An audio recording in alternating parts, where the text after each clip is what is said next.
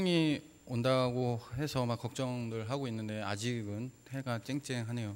이 태풍 피해에 모든 성도님들이 안전할 수 있는 잘 지나갈 수 있기를 바랍니다. 오늘 이 말씀 안에서도 하나님의 사랑과 은혜가 우리의 전 인격을 만지사 더 하나님을 사랑하고 더 믿음으로 반응되어지는 복된 이 말씀의 은혜의 시간이 되기를 바랍니다.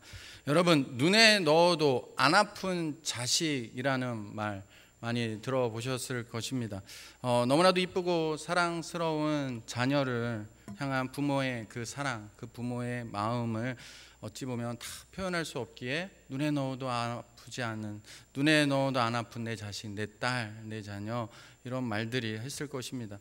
그래서 만약 자식이 불치병에 걸린다면 그때 부모는 마음을 어찌할까요? 할 수만 있다면 자신의 몸을 당장 내어줄 수 있을 정도로 자식을 위해서라면 자신의 모든 장기를 내어줄 각오도 되어 있는 것이 바로 부모의 마음입니다. 부모에게 자식은 그런 존재입니다. 그래서 어른들이 입버릇처럼 하시는 말씀이 아마도 눈에 넣어도 안 아픈 내 딸, 내 자녀, 또 우리 어르신들에게는, 우리 성도님 권사님들 간에는, 또 많은 분들 안에는 또 이제는 눈에 넣어도 안 아픈 내 딸이 아니라 이제 누가 있습니까? 네, 그렇죠. 눈에 넣어도 안 아픈, 그냥 보고만 있어도 웃음이 흐뭇하게 나오는 손자, 손녀들이 있습니다. 내 핏줄이라는 거죠. 오늘 말씀을 보면요, 모세가 광야 생활에서 이스라엘을 보살펴 주신 하나님이 이처럼 어떤 분인지를 소개합니다. 자식을 부모에게 전부인 것처럼, 손자 손녀가 할머니에게 전부인 것처럼 하나님이 어떤 분이신지를 오늘 말씀에서 지금 소개해 주고 있습니다. 10절 말씀입니다. 여호와께서 그를 황무지에서 짐승이 부르짖는 광야에서 만나시고 호위하시며 보호하시며 자기의 눈동자같이 지키셨도다라고 말씀하고 있습니다. 하나님이 이스라엘 백성과 모세를 황무지와 같은 광야에서 어찌하였습니까? 만나시고 호위하시고 보호하시며, 어떻게 보호하시고 지켜주셨습니까? 특별히 자기 눈동자와 같이 지켜주셨습니다. 무엇입니까? 늘 부족하고 한결같지 않고 믿을 수 없는 이스라엘 백성을 하나님이 눈동자처럼 지킬 정도로 하나님의 전부다라고 지금 말씀하고 있는 것입니다. 모세가 이스라엘 백성들을 인도할 때 그의 나이가 우리가 잘 아는 것처럼 80세가 넘었습니다. 그리고 모세가 인도해야 할 무리 또한 한두 명이 아니었죠. 그냥 우리 몇백 명 정도가 아닌 200만이 넘는 인원이었습니다. 결코 그 많은 무리들을 끌고 출애굽하여 광야길을 걸어간다는 것이 하나님이 예정하신 그 노정대로 그 인도함을 따라간다고 할지라도 그 많은 사람들을 인도하기란 결코 쉬운 일이 아니었습니다. 그래서 오늘 말씀에 보면 옛날 일을 기억하는데 그 여정은 마치 무엇과도 같다는 것입니까? 황무지와 광야 같았습니다. 황무지와 광야의 특징이 무엇입니까? 아무것도 없습니다. 진짜 황무지 광야입니다. 물 한 모금도 없고 먹을 것도 없는, 아무것도 없는 곳입니다. 그런데 그러한 상황과 환경 속에서도 200만이 넘는 이스라엘 백성을 모세가 인도할 수 있었던 것은 뭐라고 고백하고 있습니까? 하나님이 자신을 만나 주시고 호위하여 주시고 또 보호하시며 자기의 눈동자같이 지켜주셨기 때문에 가능했다는 고백을 지금 모세가 하고 있는 것입니다. 여러분, 이 모세의 고백이 우리의 고백이 되기를 바랍니다. 우리 또한 내일 무슨 일이 일어날지 모르는 황무지와 같은 인생을 살아갑니다. 그런데 그때마다 하나님이 우리를 어떻게 인도해 주셨습니까? 친히 죄인의 우리를 만나 주시고 호위하시고 보호하사 믿음의 걸음을 계속해서 걸을 수 있도록 눈동자와 같이 지금까지 지켜주셨습니다. 그러기에 저와 여러분이 오늘 이 오후 시간 하나님을 바라보며 하나님께 나와 예배 드릴 수 있다고 믿습니다. 여러분도 그렇게 믿으십니까? 아멘이십니까? 네. 제가 반응이 없으면 순간 당황합니다. 이게 아멘이 아닌가? 나 뭐 하고 있는 거지? 네, 당황합니다. 제가 엉뚱한 걸 지금 믿으십니까? 하는 거 아니지 않습니까? 지금까지 길을 인도하셨다. 우리가 은혜 찬양 부르고 모든 것이 은혜, 막 이렇게 충성하리라, 예수를 위해 충성하리라, 헌신 예배 충성하자. 그래서 질문 드리지 않았어요. 지금까지 인도한 하나님의 은혜입니다. 뭐 하나님이 지켜주셨습니다. 우리 죄인을 우리 위해 죽으시고 여기까지 인도했습니다. 믿으십니까? 하면 네, 순간 당황합니다. 믿으십니까? 네, 아멘입니다. 감사합니다. 제가 억지로 좀 여러분들한테 대답을 끄집어낸 것 같네요. 그런데 하나님의 백성들을 눈동자같이 지키시는 하나님의 방법이요, 때로는 우리의 생각과 기대와 다를 수 있습니다. 그래서 하나님이 어떻게 그 백성들을 만나주시고, 광야에서 황무지와 광야 같은 그곳에서 하나님이 이스라엘 백성들을 만나주시고 보호하시며 호위하사 자기의 눈동자와 같이 어떻게 지켜주셨는지를 11절에서 말씀합니다.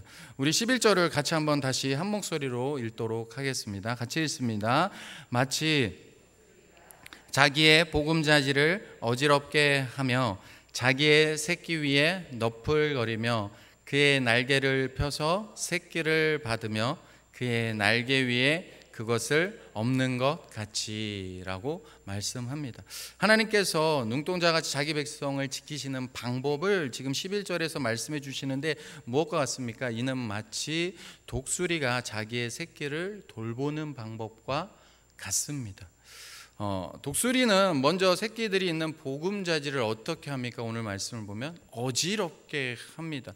여러분, 독수리 새끼에게 있어서, 그 독수리 새끼에게 있어서 보금자리는 어미가 물어다 준 먹이를 먹으며 지낼 수 있는 어떤 곳입니까? 가장 안전한 곳입니다.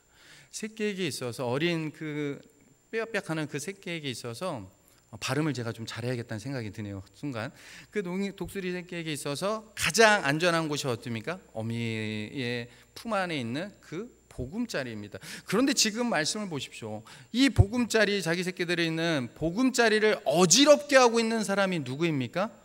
어미입니다. 지금 어미 독수리가 이 스스로 이 보금자리를 날개를 퍼득이며 이 보금자리를 지금 뒤엎어 놓고 있는 것입니다. 어미가 물어다 준 먹이를 먹던 새끼들은 하루아침에 날벼락 같은 일이 지금 벌어진 것입니다. 새끼들이 울고 불고 해도 어미가 막 날개를 뻗으며 그 보금자리를 막 뒤엎는 것을 멈추지 않습니다. 아이들이 놀래서 막 이게 무슨 일이야 하고 막 당황해 하는데, 두려워하고 있는데 아랑곳하지 않고 어미는 계속해서 그 보금자리를 뒤엎습니다. 결국 보금자리에 있는 새끼들은 자신이 가장 안전하게 느끼는 보금자리에서 어찌해야 됩니까? 그곳에 있으려고 아둥바둥하지만 결국은 그 뒤엎는 어미 새끼의 날개, 그거를 피하기 위해서 어찌합니까? 그 보금자리를 나올 수밖에 없게 됩니다. 여러분 한번 생각해 보십시오. 나무 위 보금자리에 나오면 어떻게 됩니까? 떨어집니다. 그냥 떨어지는 것입니다. 아래로 떨어지는 것입니다. 그런데 바로 그때 새끼 독수리가 날개를 펴서 어찌합니까? 날게 되는 것입니다. 이제 날아 하늘을 향해 비상에 올라가는 것입니다. 하지만 여러분, 우리가 아다시피 그 새끼가 한 번에 떨어졌을 때 날아오는 독수리도 있겠지만 그 가운데 아직 날개를 펴서 날지 못하는 독수리는 어떻게 됩니까? 어린 독수리는 어떻게 됩니까? 어떻게 합니까? 그냥 이미 그 아래로 끝없이 추락할 수밖에 없습니다. 곧 죽음이 눈앞에 아둥바둥 막 해도 막 날아지지가 않고, 날개를 펴고 막 엄마처럼 막 비상하려고 해도 그냥 땅으로 곤두박질 치게 되는 것입니다. 그런데 그때 어미 독수리가 어찌합니까? 다시 날개를 후 펴고 그 새끼를 받아서 올려놓습니다. 다시 어디에다 올려놓습니까? 보금자리에다 올려놓습니다. 그리고 다시금 또 뒤엎고 떨어뜨립니다. 그리고 다시 받아서 올려서 또 올려놓습니다. 이 일을 반복합니다. 언제까지 반복할까요? 날 수 있을 때까지 반복합니다. 사랑하는 성도 여러분, 인간은요 본능적으로 새로운 변화를 두려워합니다. 그래서 어느 날 갑자기 건강에 이상이 오거나 인간관계에 문제가 생겨 어려움을 당하거나 경제적인 어려움을 당할 때 정말 우리는 두려워합니다. 어찌해야 할 바를 모릅니다. 눈앞이 캄캄해집니다. 어린 독수리들이 그렇지 않았을까요? 믿었던 어미 독수리가 보금자리를 뒤흔드는 갑작스러운 상황에 혼란스러웠을 것입니다. 그런데 그때 어미 독수리는 어디에 있었습니까?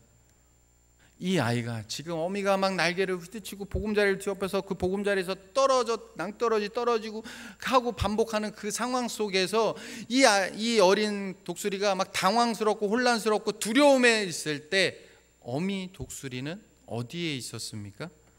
그 어린 독수리와 함께 있었습니다. 그러기에 어미 독수리는 자신이 아닌 다른 누군가가 새끼들의 보금자리를 위협할 때는 목숨 걸고 어찌합니까? 그 아이들을 지킵니다. 여러분, 황무지와 같은 인생에서 때로는 우리의 보금자리, 우리의 마음이 무너질 정도로 환경과 상황을 뒤흔드는 현실을 마주하곤 합니다. 그래서 하나님은 도대체 어디에 계십니까? 하나님이 나와 함께 하신다면 어떻게 이러한 일들이 일어날 수 있습니까? 라는 그 괴로움 속에 하나님 앞에 묻기도 합니다. 그러나 기억하십시오. 그때에도 하나님은 우리와 함께 하고 계셨습니다. 성도님들 중에 정말 눈물로 하루를 보내시는 분들이 계십니다. 그만큼 무엇입니까? 마주한 현실은 우리의 힘으로 어찌할 수 없는 절망이기 때문입니다. 마주한 현실이 절망이지 않아도요, 많은 분들이 오늘날 현대인들 중에는 많은 분들이 우울증으로 마음이 상해 있습니다. 그런 분들은요, 그냥 환경이 어려워서 마음이 주저앉는 게 아니라 통계를 보더라도 그냥 모든 것이 의욕이 없고 그냥 자꾸만 삶의 의욕을 잃어가는 그 고통 중에 있다라는 것입니다. 그래서 목회자로서 그런 분들을 보면 정말 마음이 아픕니다. 왜 아프냐면 어떻게 해야 드려야 될지를 모를 때가 참 많습니다. 그 상황에 어떻게 또 위로해야 될지도 솔직히 잘 모를 때도 많습니다. 왜냐하면 저는 그분이 아니기 때문에 그분 마음은 오죽하실까라는 생각을 하게 되는 거죠. 그런데 그때 주님이 말씀하십니다. 모세가 황무지와 광야에서 아무것도 할 수 없을 때 내가 그들을 만나주고 호위하고 보호하며 눈동자처럼 지켜준 것과 같이 오늘도 내가 그를 지켜줄 것이다. 오늘도 내가 너를 지켜줄 것이다 말씀하신다는 것이죠. 사랑하는 성도 여러분, 저와 여러분은 하나님이 자기 눈동자와 같이 지켜주실 정도로 없어서는 안 될 정말 중요하고 소중한 존재들입니다. 그러기에 우리가 기억해야 하는 것은 독수리가 그 새끼가 보금자리에서 떨어져 죽도록 내버려 두지 않듯이 하나님께서는요, 우리의 삶 속에 뜻하지 않는 고통으로 삶이 뒤흔들리는 것 같은 순간에도 우리를 그대로 내버려 두지 않으시고 보호하고 지켜주고 계십니다. 상황과 환경이 무너질 뿐만 아니라 그냥 우리의 마음이 자꾸만 절망 속에 있고 낙심될지라도 그 상황 속에서도 하나님은 우리를 자녀 삼아 주셨다면, 우리가 예수 그리스도를 믿음으로 구원받은 하나님의 자녀라면 주님은 여전히 우리와 함께하고 계십니다. 그런데 우리가 잊지 말아야 하는 것은 하나님께서 자신의 백성을 지켜주시는 생각과 방법이 우리의 방법과 우리의 생각과 다를 때가 있다라는 것입니다. 하나님이 또한 우리를 예배하신 글이 우리가 생각한 길과 다를 수 있습니다. 곤충학자 찰스 코우만의 이야기를 한 번쯤은 들어보셨을 것입니다. 그 이야기는 이렇습니다. 코우만 박사가 애벌레가 나비가 되기 위해 그 고치구멍을 뚫고 나오는 광경을 오랫동안 관찰했습니다. 곤충학자이기 때문에 그렇겠죠. 나비는 작은 고치구멍을 뚫고 나오기 위해 막 몸부림치고 있었습니다. 그것을 보고 코우만은 안쓰러워서 가위로, 그 바둥바둥하는 그 모습이 안쓰러워 가위로 그 구멍을 조금 뚫어 주었습니다. 그리고 이제 나비가 화려한 날개를 펼치면서 창공을 날 것을 기대하고 있었는데 오히려 그 나비는 어찌합니까? 날지 못하고 날개를 질질 끄며 바닥을 왔다 갔다 하다가 죽어 버렸습니다. 왜냐하면 나비는 땅을 박차고 하늘을 향해 날아오를 만한 힘을 갖지 못했기 때문입니다. 코우만 박사는 이것을 통해 나비는 작은 고치구멍을 빠져나오며 애쓰는 그 과정을 통해 날개의 힘을 키우는데 내 값싼 동정이 그 기회를 없애버렸다라고 고백을 했습니다. 우리가 이 땅에서 겪는 모든 일은 하나님의 주권 안에 있음을 믿습니다. 그러기에 우리가 당하는 그 고통 중에 하나님이 우리에게 바라시는 것은 무엇일까요? 눈앞에 문제를 해결해 주시는 분이시기도 하지만 잠잠하신 것 같아 보이는 하나님일지라도 도대체 하나님은 어디 계시고 하나님은 지금 나와 함께하고 계시는데 어디 계시기에 이렇게 잠잠하고 계신가라는 마음이 들 정도일지라도 실제 그 어려움을 통해 하나님이 우리에게 바라시는 것은 무엇입니까? 더욱 하나님을 신뢰하고 의지하는 믿음이 견고하고 굳건해지기를 원하십니다. 정말 하나님이 어디 있을까? 하나님이 잠잠하신 것 같고 하나님이 나와 함께하지 않는 것 같은 그런 마음들이 우리 안에 불현듯 쉽게 훅 들어 올라올 때마다 하나님이 우리에게 원하시는 것이 바로 그거라는 것이죠. 그래서 때로는 하나님의 생각이 우리의 생각과 다르다는 것입니다. 그럼에도 불구하고 우리가 하나님을 믿고 신뢰할 수 있는 이유가 무엇입니까? 하나님이 친히 우리를 보호하시고 자기의 눈동자와 같이 지켜주신다는 겁니다. 코우만이 이런 이야기를 했습니다. 가장 큰 어려움 속에서도 하나님은 나를 망하게 내버려 두지 않으십니다. 내가 제때 필요한 은혜를 받지 못하면 언제나 하나님이 직접 찾아오셔서 도움을 주셨습니다. 이것이 바로 눈동자 같이 우리를 지키시는 하나님이십니다. 왜 그렇습니까? 하나님의 백성은 하나님의 은혜를 받지 못하면 단 한순간도 온전한 삶을 살 수 없기 때문입니다. 그렇기 때문에 하나님은 우리가 아둥바둥하고 때로는 너무 절망하고 힘들어할 때 친히 직접 찾아오셔서 우리에게 은혜를 베풀어 주십니다. 그러게 하나님이 늘 나와 함께하사 황무지와 광야 같은 인생길을 어찌하십니까? 만나주시고 보호하시며 자기의 눈동자같이 지키신다는 것을 우리가 믿을 때 새끼 독수리가 방봇되는 훈련 속에서 날개의 그 힘을 얻어 결국 힘차게 하늘을 향해 날아올라가듯이 우리의 믿음 또한 어떠한 상황과 환경과 마주하더라도 그 모든 것을 주관하고 계시는 하나님을 신뢰하는 믿음의 날개를 펼치고 믿음의 사람으로 더욱 비상하게 된다라는 것입니다. 여러분, 우리의 삶이 하나님이 그대로 눈동자와 같이 지켜주고 계시다는 그 사실을 결코 그러기에 잊지 마시기 바랍니다. 하박국 2장 1절에서 4절 말씀을 보면 이렇게 말씀합니다.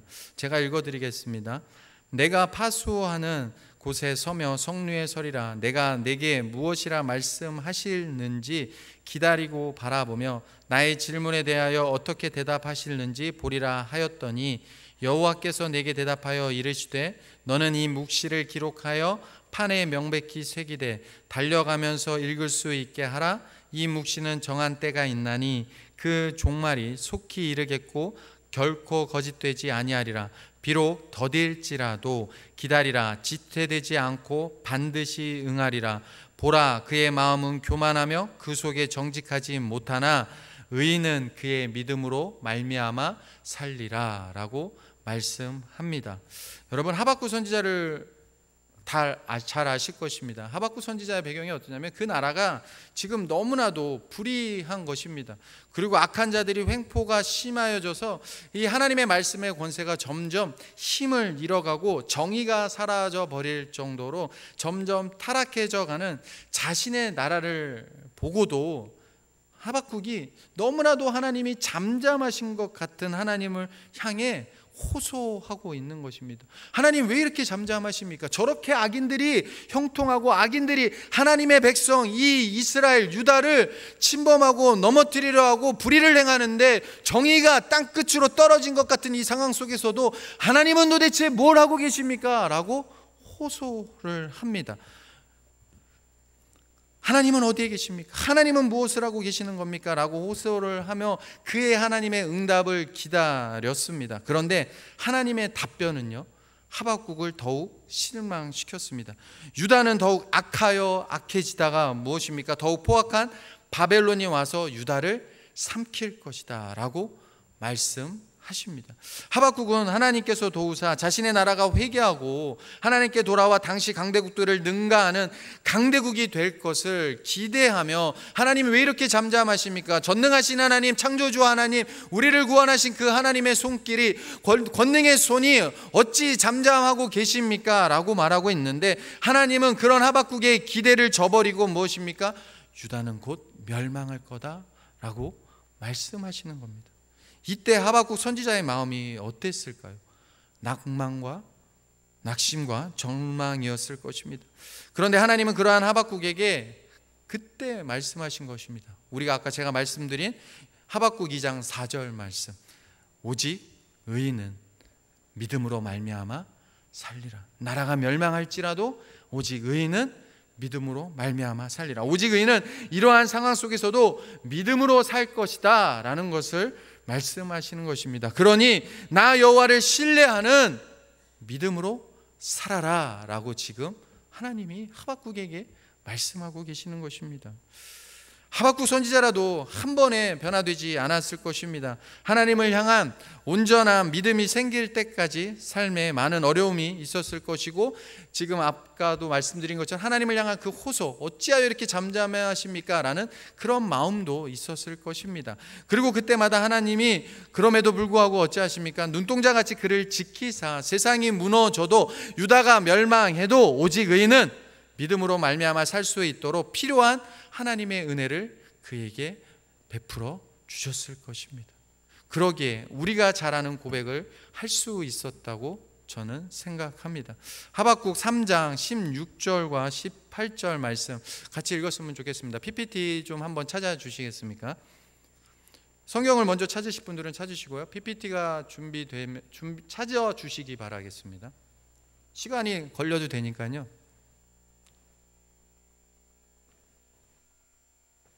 네, 여러분이 찾는 속도가 빨랐습니까? PPT가 빨랐습니까? PPT가 빠른 것 같습니다. PPT를 같이 제가 한 절, 16절 교독하고 18절을 같이 읽도록 하겠습니다. 내가 들었으므로 내 창자가 흔들렸고 내 목소리로 말미암아 내 입술이 떨렸도다. 무리가 우리를 치러 올라오는 환난 날에 내가 기다림으로 썩이는 것이 내 뼈에 들어왔으며 내 몸은 내 처소에서 떨리는 도다. 17절입니다.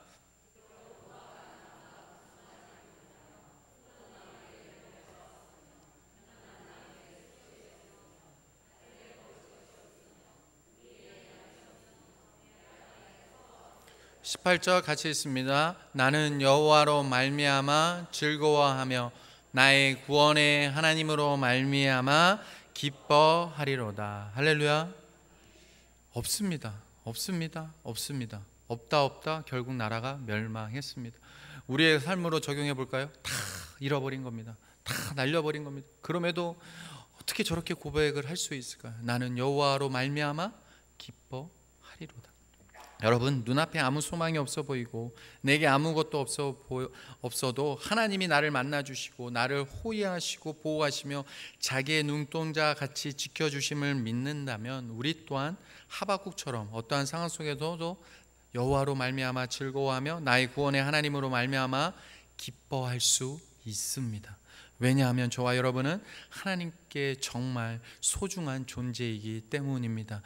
눈에 넣어도 안 아픈 그 자녀들, 손자 손녀를 바라보듯이 나의 전부인 그 자녀, 나의 전부인 그 손녀를 떠올려 보듯이 하나님이 우리를 눈동자와 같이 지켜주신다라는 것은 그 아들 독생자 예수 그리스도를 죽기까지, 피 흘려 죽기까지 우리를 어찌하셨습니까? 구원하셨다는 것은, 우리를 당신의 자녀 삼아 주셨다는 것은 이 험한 세상 속에서 황무지와 같은 광야 같은 이 세상 인생길에서 어찌합니까?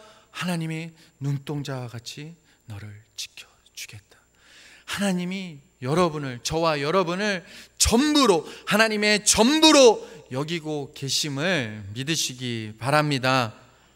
여러분과 제가 이처럼 하나님께 너무나도 소중한 존재입니다. 그러기에 오늘 말씀을 통해 잠들어 있던 우리의 영혼에 말씀하고 계시는 줄 또한 믿습니다. 황무지와 광야 같은 세상에서 너를 보호하며 눈동자와 같이 내가 너를 지켜주리라. 제가 중고등부에 요즘 계속 얘기하는 게 그겁니다. 아빠와, 성경에 말하는 우리를 하나님을 아빠 아버지라 부르지 않습니까? 제가 요새 많이 그렇게 하나님을 대하듯이 우리 중고등부한테 자꾸 그렇게 얘기합니다. 너희들이 이 세상을 살아가는데 정말 하나님의 자녀고 하나님을 믿는다면 단 한마디가 나올 것이다. 주님. 이 한마디는 아무나 할 수 있는 말 아니다. 아빠 아버지라고 못할지라도 그냥 힘들고 어려울 때, 그냥 눈물 날 때, 그냥 삶의 의욕이 잃어버려지고 없어질 때, 내가 왜 인생을 살고 있나? 내가 뭘 하고 있나? 무기력해질 때 그냥 주님, 이 한마디가 뭐길래 그게 하나님의 자녀 삼아주신 그 이름 앞에 주님이라고 부를 때 하나님이 우리를 자녀 삼아주시고 눈동자와 같이 우리를 지켜주신다는 말이, 단순히 눈동자와 같이 지켜주시기 전에 친히 죄인인 우리에게 찾아와 주시고 만나주시고 우리의 삶을 호해하시고 보호하시며 눈동자와 같이 나를, 여러분을, 저와 여러분을 당신의 전부로 삼아주신다는 이 말씀이 여러분은 어떻게 느껴지십니까? 세상에 줄 수 있는 메시지일까요? 아닐 것입니다. 하나님은 여러분을 정말로 하나님 전부로 생각하고 계십니다. 여러분의 모습이 비록 부족하고 연약하고 참 누가 보기에도 어떤 모습일지라도 하나님은 우리를 가장 귀하고 존귀하게 여러분을 바라보고 계십니다. 그 사랑을 느끼셨다면 오늘 말씀을 통하여 한 주간을 그 사랑 안에서 주님 더 바라보게 하시는 그 말씀의 힘을 가지고 한 주도 믿음으로 승리하시는 저와 여러분의 삶이 되시기를 주님의 이름으로 축원합니다. 사요송교회 한 분 한 분이 그렇게 소중한 분이십니다. 여기에 모인 우리 모두가 하나님 보시기에 소중한 존재입니다. 그러기에 어떤 어려움과 시련 속에서도 주저앉아 있지 마십시오. 그보다 더욱 나와 함께 하시는 하나님을 신뢰하고 의지하는 믿음의 날개를 펴고 독수리 날개쳐 올라간 같이 비상하는 믿음의 사요송교회 모든 회원들과 우리 모두가 되기를 다시 한번 주님의 이름으로 축원합니다.